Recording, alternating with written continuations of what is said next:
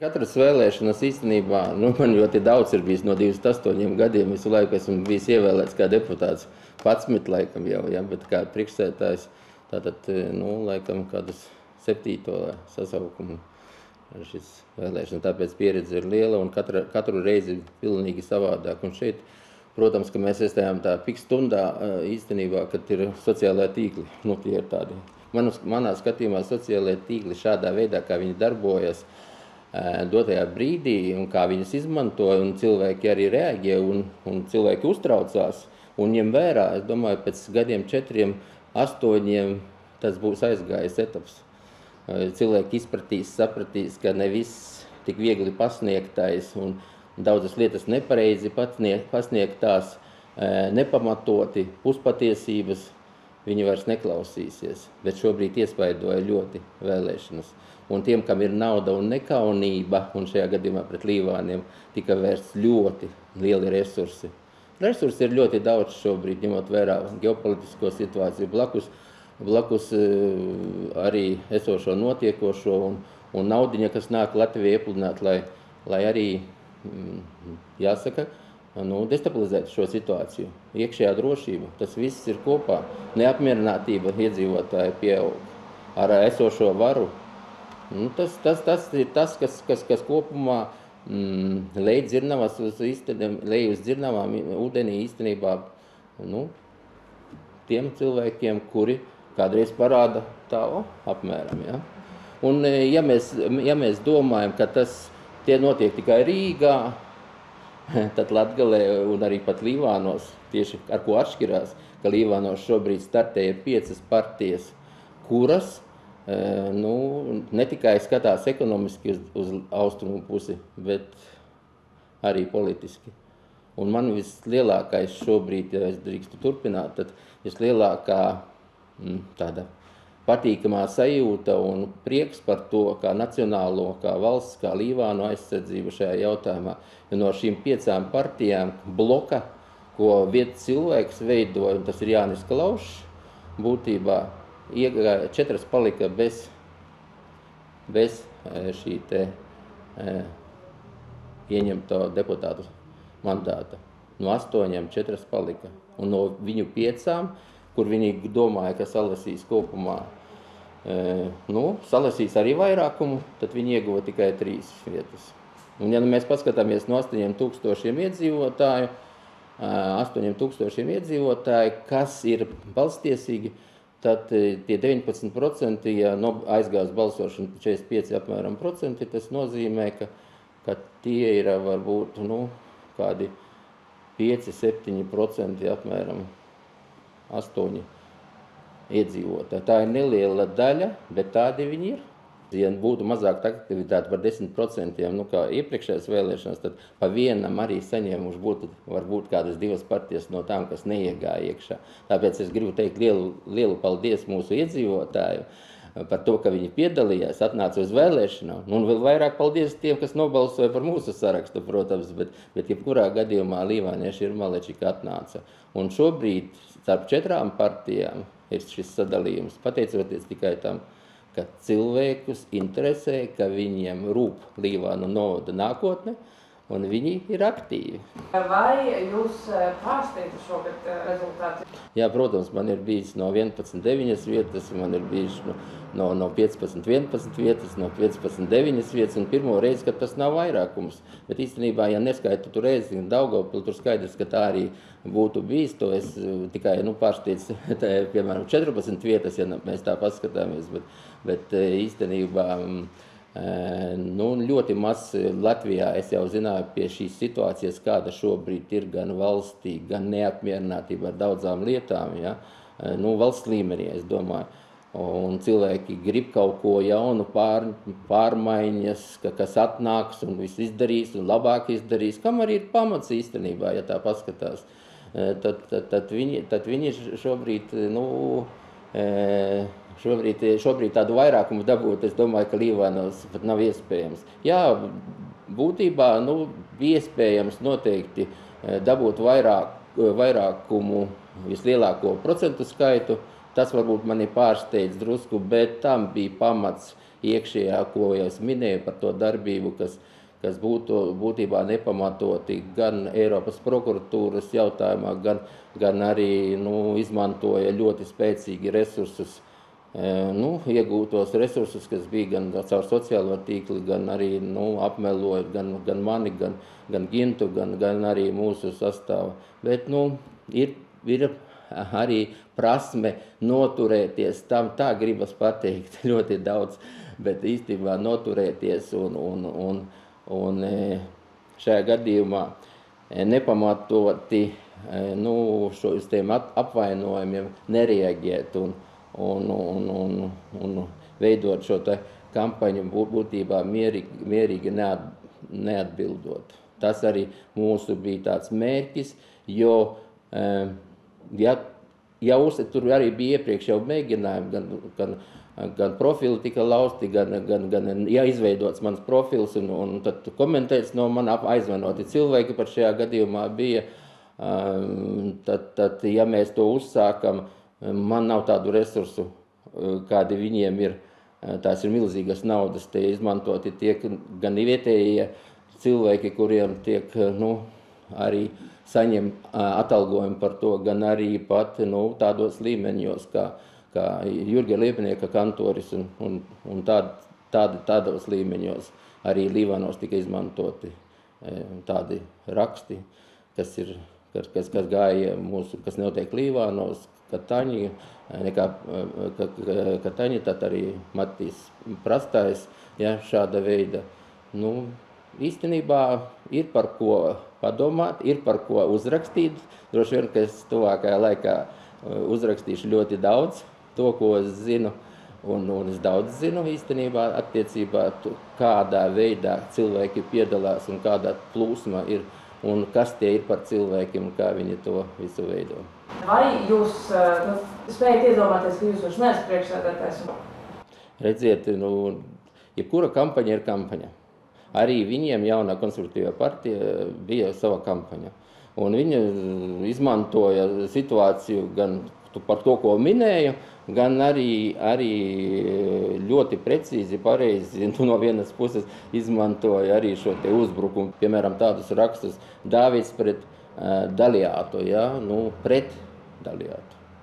Un tas bija no paša sākuma gāja, vēsturiski mēs zinām, ka jācīnās pret ilgstoši kaut kādu, tas ir Izraēlas un Grieķijas būtībā tur šīs te cīņas, kas notiek ar akmeņiem, mazišs cilvēks vinnē tādu lielu kaut kādu ļaunumu. Ja saka, ka es gāju kādreiz ar Tautas fronta zemesardzi 90. gados, 28. gados gāju un 41. gadā sāku strādāt, tad tieši domi vadīt, bet iepriekš jau 3 sasaukumus bija kā pašvaldības arī kā deputāts un piedalījos visās manifestācijās Latvijas atjaunošanai, tad es biju cīnītājs arī pret to visu un visus šos gadus, 23 Līvānus esmu aizsargājis pret šāda veidā cilvēku visatļautību un naudas izmantošanu, visu pārējo. Tagad pēkšņi kaut kas sāk izmantot tādu situāciju, it kā es būtu stagnāts šeit vai arī kaut kāds ļoti liels, arī netaisnīgs cilvēks, bet šobrīd pavelkam svītru tam visam, ko es tikko minēju. Un kāpēc, lai nebūtu, piemēram, Dāvids un Andris, kas vada Līvānu nodu, vai Andris un Dāvids, kas apvieno spēkus cīnīties pret tiem, kam citas intereses, un Līvāni jau ir bijuši visu laiku tie, kas kā paraugs Latgalē, kā visā Latvijā, un šeit ir ieguldīti līdzekļi, izaugsme, uzņēmēja darbība, iekšzemes koprodukts Līvānu nodā pēc iepriekšējiem datiem, ja nemaldos, 2023. gadā, jo par pēdējiem nav šo datu, tad ir 16,000 uz vienu iedzīvotāju. Tas ir labākais no visām Latvijas reģiona centriem, no visiem Latvijas reģiona centriem labākais rādītājs. Tas ir vidējais rādītājs Baltijā. ja ņem kopumā visas valstis, ir lielāks tikai nacionālās nozīmes valsts pilsētās. Lielāks ir šis te rādītājs. Bet tas nav tikai uzņēmēja darbība, tā ir visa infrastruktūra. Jūs paskatāties, cilvēki atbrauc uz Līvāniem, tie, kas iebrauc, viņi lepojas ar Līvānu kādreiz, ka bijuši, un visi izsaka to, ko es šeit redzu. Kas iebraucot citās pilsētās, tu redzi, kādi ir pagalmi, ka šeit ir viss sakārtots, visa infrastruktūra, uzņēmēja darbībai visa infrastruktūra sakārtots. Šeit ir mazākais tarifs. Visā Latvijā apkuras tarifs mazākais. Tas domājot, ka tā viņš atnāca, mums pieslēdzās šobrīd Daumanta Pafarto uzņēmums, optiskās šķiedras visas rūpnīcas, kas ļauj samazināt tarifus un atvieglot arī iedzīvotāju maksājumus. Tas nenotiek tikai tāpēc, ka mums ir labs uzņēmums, bet ja nebūtu uzņēmums, mēs nebūtu jēgas taisīt visu infrastruktūru, kas ir sataisīta līdz visiem uzņēmumiem Līvānu novadā. Un tāpēc es domāju, ka ņemot vērā, kad es sāku, man bija 41, kad Dāvids ir, es domāju, arī uzsāk šobrīd šo te darbību. Man bija pieredze iepriekš, gan vadības pieredze, gan daudz kolektīvus vadījis īstenībā, gan politiskā jau pieredze 41 gadu sāku, tāpēc tas nav viens un tas pats, ko saka, tu arī jauns atnāci. Jā, viņam 24. Viņam 24 gadi. Viņš īstenībā, ja paskatāmies, viņš ir dzimis tajā gadā, kad es sāku vadīt Līvānu novadu. Dinozaurus es esot, jā. Jūs redzat, kā jūs varētu ar viņu arī sadarboties? Es ļoti maz zinu par šo cilvēku.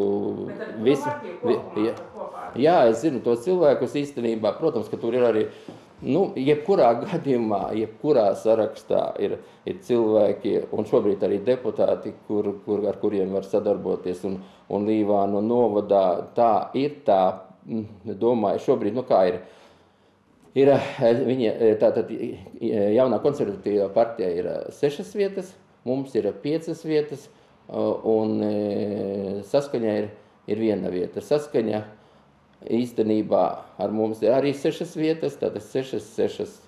Un, protams, zaļie, ņemot vērā viņu darbību un to, ko pēdējos 6 gadus pēc tam, kad es neatļauju privatizēt Līvānu siltumu, kad uzsāka pret mani šo te darbību, atgriežoties no Saimes, un koģenerācija OIK vagoniņi šeit parādījās un teica, ka vajagot privatizēt siltumu, es to neatļauju, par ko arī runāju šobrīd zemākie tarifi, es teicu, es uz tādām lietām neiešu.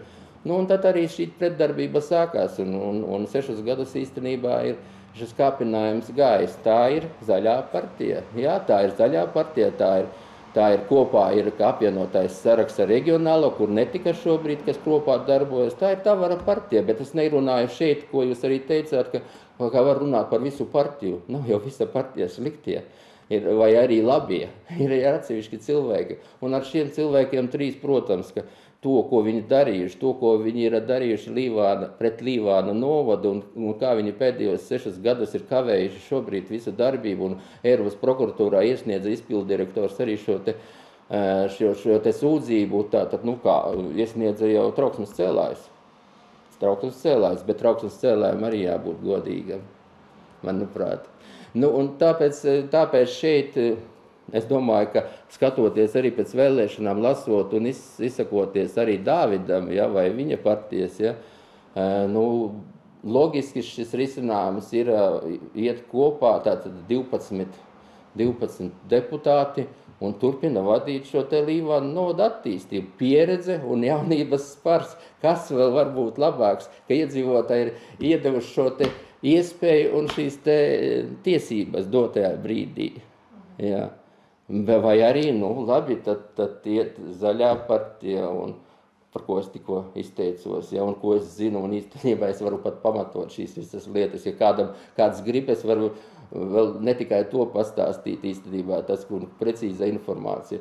Tad lūdzu, iet kopā Dāvids, iet ar šo te komandu, tātad viņiem 3 un 6, arī ir vairākums.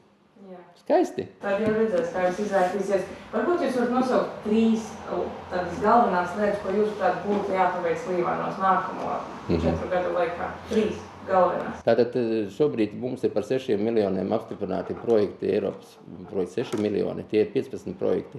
Un neskaitot vēl jauniešu centru kvartāla un jauniešu centra un iestāžu vēl projekti, ļoti daudz darba ir iesākts, apstiprināti projekti, tā ir Rīgas ielas, piemēram, asfaltēšana šeit no centra uz Daugavpils pusi, kur tiešām atjaunots bija 24 gadi atpakaļ.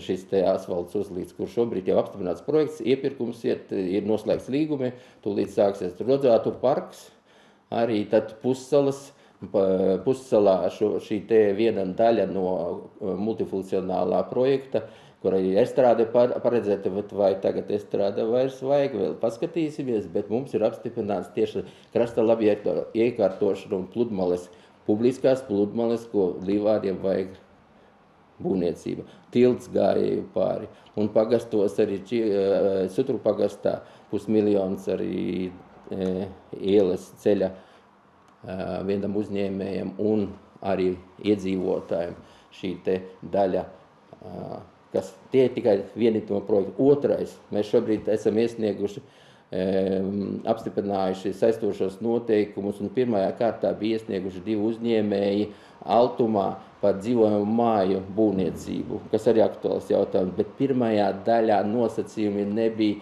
izpildāmi, jo 3-stabu dzīvokļiem, nespēr 3-stabu dzīvokļi, pateikšu, ka šie te zemās īres dzīvokļi, kas ir ātrāk un izdarāms nekā privātā partnerība, tur arī ir iespējams. 2 mājas šobrīd 2 uzņēmēji ir Altumā iesnieguši 2. reizi, jo pirmajā kārtā varēja pieteikties ģimene ar kaut kur 1500 līdz 2000 atalgam. Šobrīd pamainīja un tos slieksni uzlika 4400. Tātad strādājot pie Daumanta, piemēram, vai optiskās šķiedras vai citās rūpnīcās, vai abi, ka ģimenē ir 2 puses un algas, tātad viņi varēs pieteikties uz šiem te dzīvokļiem, kas reāli dos iespēju uzņēmējiem šajā gadījumā, kas uzbūvē, realizēt visus dzīvokļus, tātad uzbūvējot, dabūt atpakaļ naudiņu, kas arī viņu mērķis ir nevis uzbūvēt un puse mājas stāv tukša. Protams, ka šie tie projekti tagad arī 23 dzīvokļus mēs par 500 000 remontējam arī pašvaldības esošos dzīvokļus kā sociālai palīdzībai. Un tie tādi, un protams, ka šī attīstība un administrācijas darbība, izpildu direktors šobrīd mums ir veiksmīgi uzsācis darbu, jau 2 gadus strādā, turpinās strādāt, un administrācijā mums ienāk ļoti jauni, spēcīgi cilvēki, un galvenais, lai uzlabotu un turpinātu viņu darbu, un lai šeit darbotos viss.